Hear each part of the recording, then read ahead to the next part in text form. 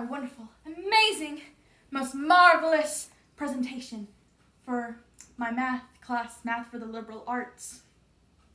This is my lovely assistant, Hermione, who has no desire to be here, so let's let her go. So, I did my project upon a play called Proof, written by this man named David Auburn. And let me pull out my notes so that way I do not go rambling about all sorts of crazy things. So, Proof is a play written by David Auburn. It premiered in 2000 and won the Tony Award in 2001 for the best play. It is about a young woman named Catherine and how she struggles with the recent death of her late father, Robert. Robert was a prized, wonderfully admired mathematician.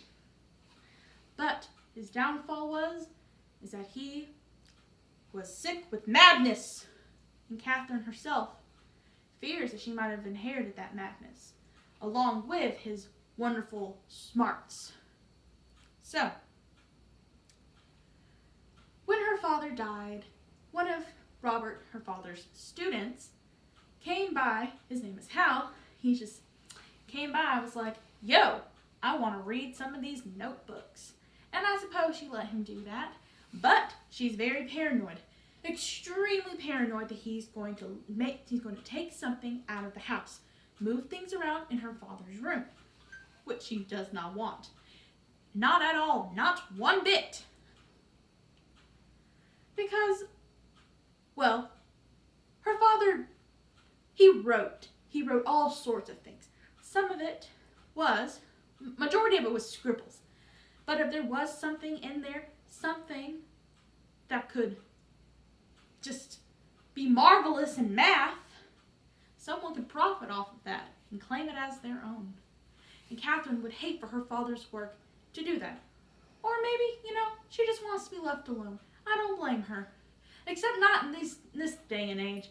Ugh, I hate being left alone to this horrible COVID-19. Anyway, back on topic. Well, Hal was about to leave. This is in Act 1. Hal was walking out the door, about to leave. And Catherine's having a conversation with him.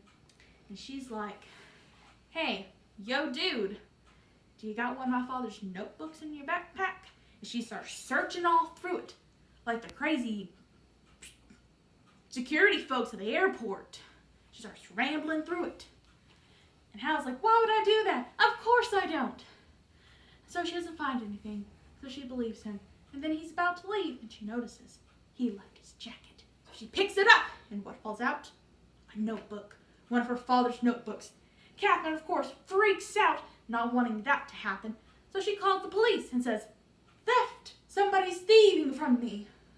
So, then he starts trying to explain to her, saying, no, this is for you, because it's Catherine's birthday. The funeral's tomorrow. Well, it's like 12 in the morning. You get the idea. So, he explains, no, this is a note your father left you. I was going to wrap it up and give it to you. And Catherine's like, yeah, I don't believe you. And then so, he reads it to her. So I'm going to read y'all the note. Let me get it. Okay. It is, I know I'll get there. I'm an auto mechanic who, after years of greasy work on a hopeless wreck, turns the ignition and hears the faint cough. I'm not driving yet, but there's a cause for optimism. Talking with students helps. So does being outside, eating meals in restaurants, riding buses, all of the activities of normal life. Wow, I miss normal life. Stupid COVID. And then it continues on to say, most of all, Kathy, the year she has lost caring for me, I almost wrote wasted. Yet her refusal to let me be institutionalized, her keeping me at home, caring for me herself, has certainly saved my life. Made writing this possible, made it possible to imagine doing math again. Where does her strength come from?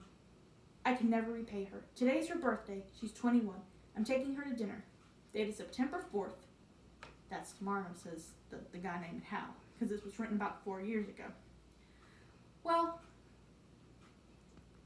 anyway, I say this to mean that for me, math is this horrible, dreadful thing. I can't stand it. I wish I could.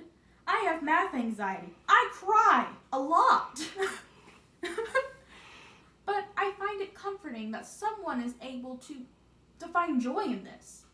While reading the script, I read that her and her father used to just do math problems for fun. It was a bonding exercise for them. And so something that I find to be cold and desolate and just empty and stressful brings someone else comfort. And so I think it just goes beyond that, showing that maybe something that you don't necessarily like could mean so much more to somebody else. Now, if you'll turn your attention to the screen right here, you're going to watch a small clip.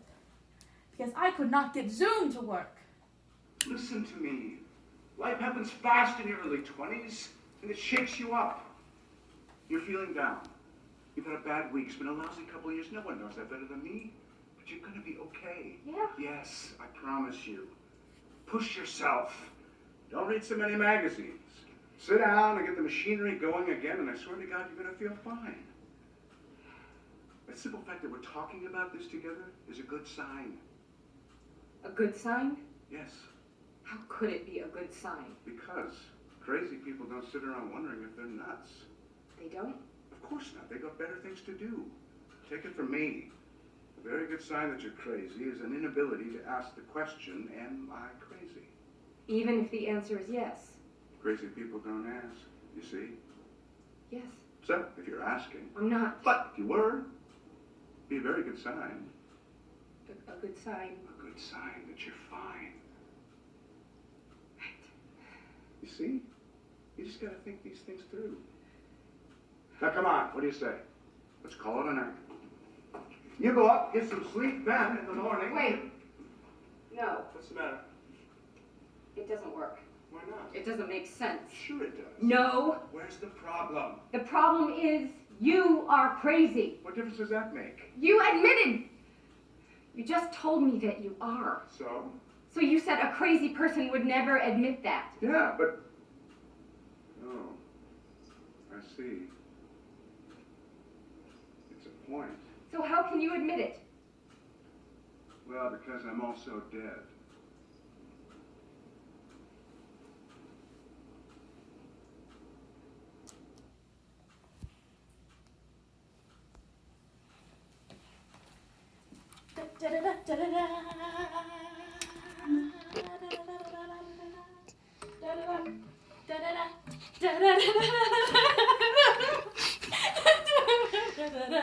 Technical difficulties are fun. They're the best.